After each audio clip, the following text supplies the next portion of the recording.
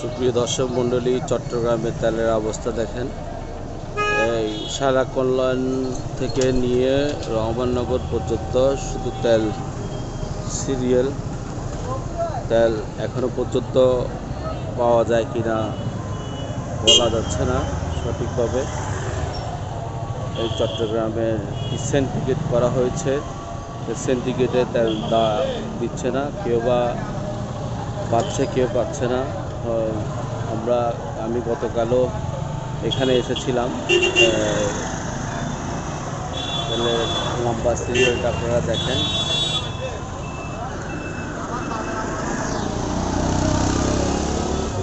রহমাননগর এখান থেকে একেবারে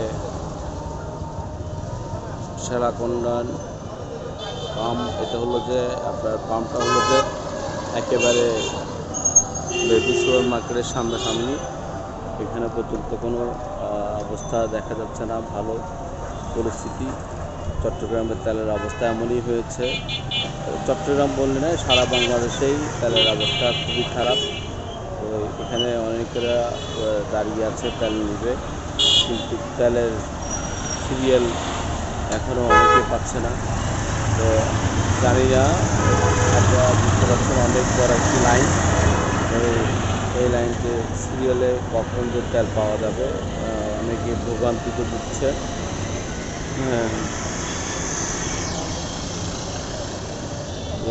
আমার গাড়ি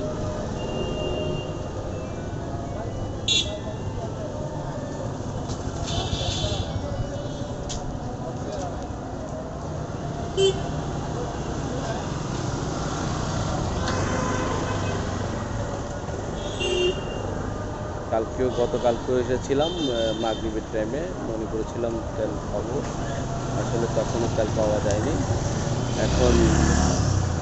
এখনও পর্যন্ত তেলের পরিস্থিতি জানি না। ওরা গতকালকে বলেছিল যে 2 দিন তেল পাবেন না, আজকে হঠাৎ করে তেলের পরিস্থিতি, ওনারা তেল প্রত্যেকে পেল তা বলতে পারবো না।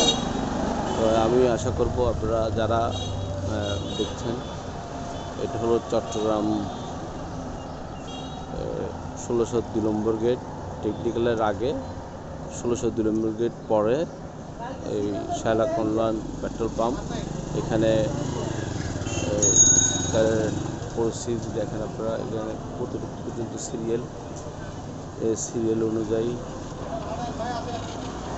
তেল।